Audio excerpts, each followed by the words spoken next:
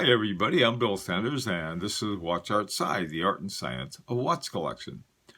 Today, we're going to take a look at Kamrul's collection, which is just really an amazing collection. I think you're going to like it.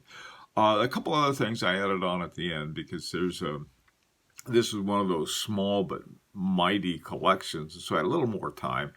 And I'd been asked to do a review, a design review.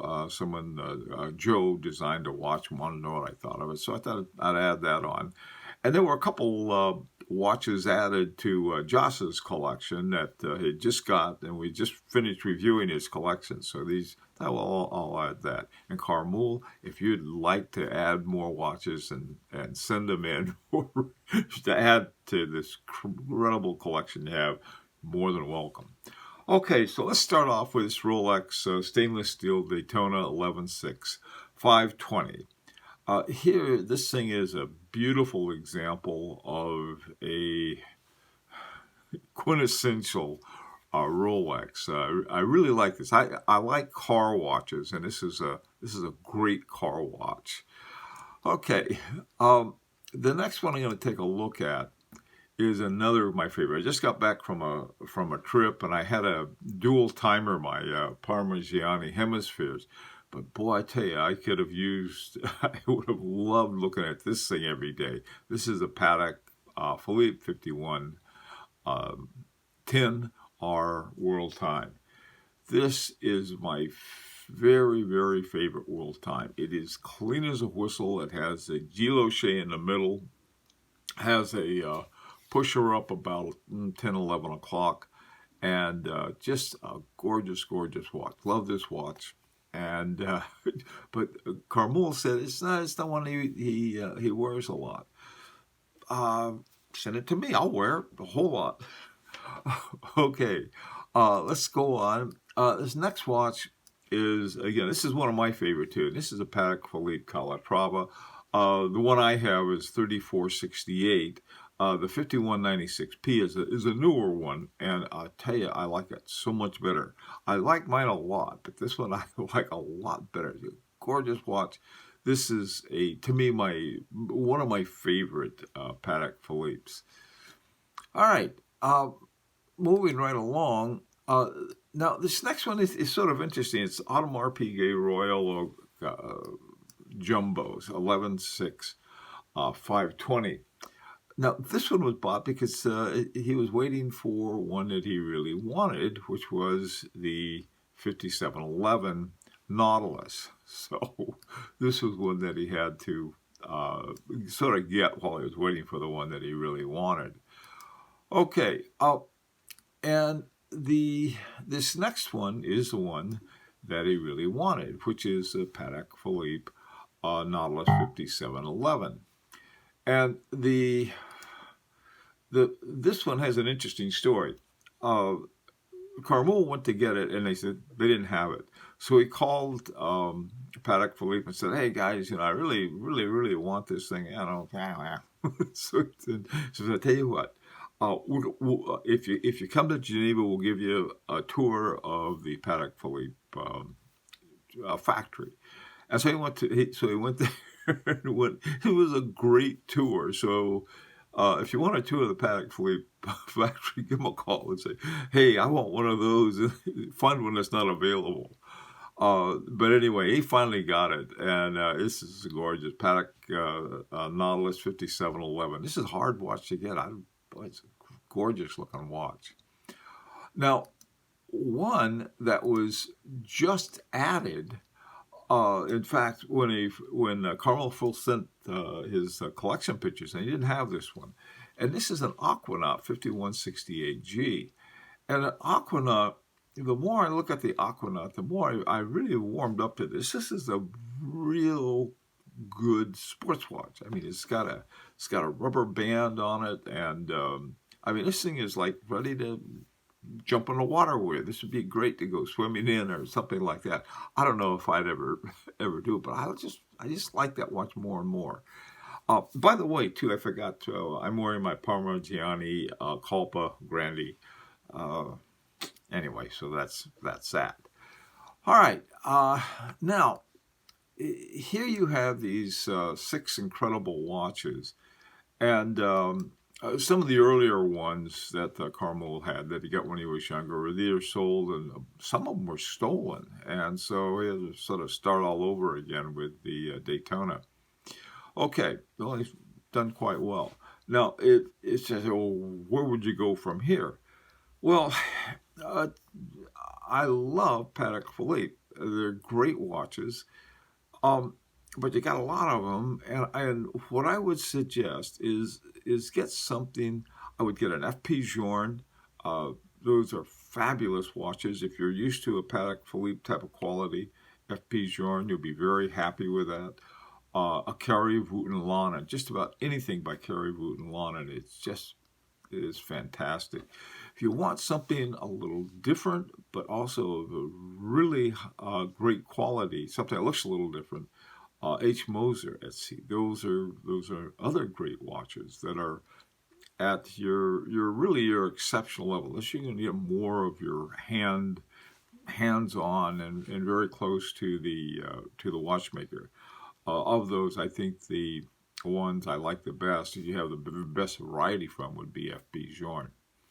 Okay, now you don't need a lot of advice from me with the collection that you have, Carmel, but that would be my suggestions.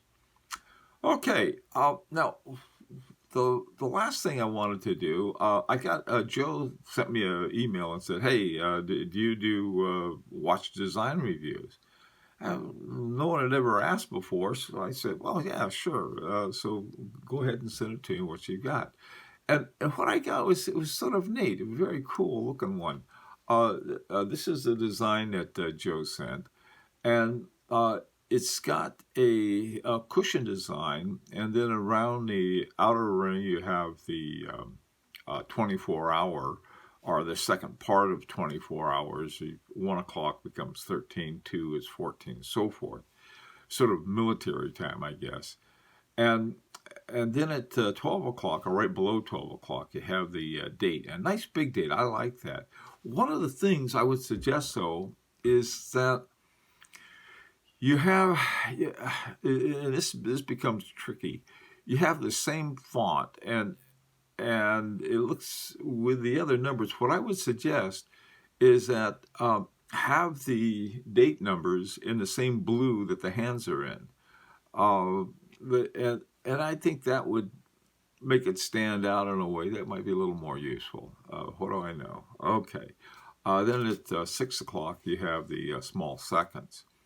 I like this design. I think it's clean as a whistle. I really like nice, clean designs like this. It's uncluttered, but look at all the information. I always have to figure out, well, what time is 3 o'clock military time? It's 1500 hours. You can see that very clearly, quickly, looking at this design. So it's a cool design. Also, too, the hands are, I forgot what those are called, the name of the hand, but they work well, and the same thing with the hand on the small seconds. Now, in the back, you can see that he set it up to work with an ETA 2892-A2. And one of the reasons for choosing that is that it has the date at 12 o'clock and then the small seconds at 6 o'clock. And, that's would be a good reason for choosing it. But one of the things, it's awfully small for that case. You get a 40 millimeter case, and I think that thing's about, the ETA is about 28 millimeter. What I would suggest, and you can take it or leave it, probably leave it, is put in a bigger, get something to fill the case up. Your bigger movements have certain advantages. They're easier to work on.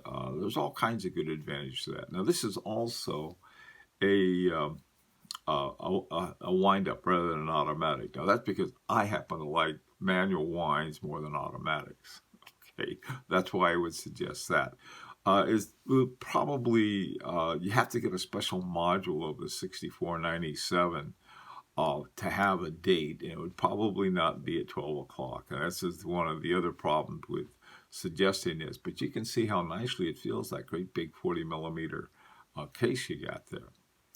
Okay, well, that may be you may be the last person, Joe, to ever ask you for design advice, but that's what I would suggest. Okay, the final thing that I wanted to mention is that Josh had a couple updates, and so I said, "Hey, why don't you send them and we can add them?" We just did a review of his collection, a wonderful collection, and he swapped out a couple Panerai and his Jazz Le Coutre a meteorite, which was, he hated to lose that, but to get what he wanted, he did that. So he added a Parmigiani Hebdo Tamare Kalpa. Love that watch. It just, to me, it's a perfect watch in so many ways. And the thing is, the interesting thing, he already has one. And the one he has is sort of gold and yellow, and this one is a gray. And he said, well, they look totally different. And I never thought he's right. I know a guy who's got a couple Chopek, one black, one's white, but they're pretty much the same watch. They're simply different colors. And I can see that. And so I think that's sort of cool, especially with a watch like that, because you can still find good deals on this. To me, it was really a fantastic, what I'll call a weekly winder, the Hebdo Damare. The other one he got an Audemars Piguet Royal Oak Offshore. And he had the Panerai that he had, and he thought, well, I think I'll chuck them and get this. And I think it's a good move. This one is one of the nicest ones I've seen for the style. I just like the way everything goes together on this Royal Oak Offshore. Okay, well, listen, I'd really like to hear what your suggestions, when you look at a collection like Kamrul has, you're saying, well, this is what I would suggest. You're like, what? Well, look at that collection. What a wonderful collection. And something that would enhance it. And like I said, I immediately thought of F.P. Journe and Caribou Nalanen, and even H. Moser. If you want something a little different, but at that kind of level. All right. Well, as always, I'd really like to hear from you what you think of that. And as always, this is an invitation to subscribe. And by the way, too, if you'd like to have your collection review, just take pictures of it and go ahead and send it to me, and I'll be happy to review it. Okay, so till Friday, this is Bill Sanders for Watch Outside, the Art and Science of Watch Collection.